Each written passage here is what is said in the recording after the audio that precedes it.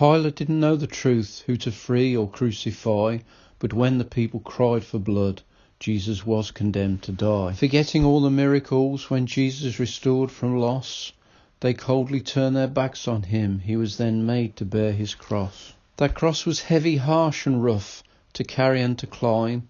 Jesus, weary in his soul, then fell for the first time. He had to make his way to death without help from another.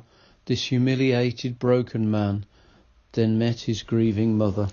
Now quite exhausted, so alone, like a terrible forever dream, the Romans then passed on his cross to Simon of Cyrene. And Jesus staggered on and on to his final hanging place, hardly any showing Jesus' love, though Veronica wiped his face. No human help was strong enough to save the Saviour on that climb, the very stones now tripping him, so he fell a second time. With reason now the die is cast, only his death could ever save us.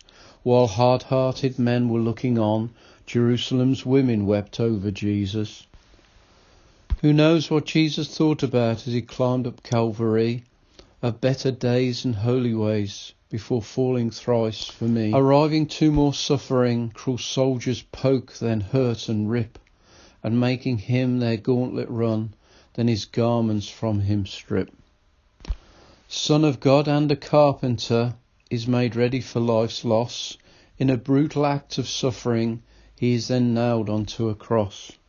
Exhausted from attempts to breathe, he heaved a final sigh, forgiving we who do him wrong. On that cross then he did die. The lifeless body hung in shame, to all around was shown.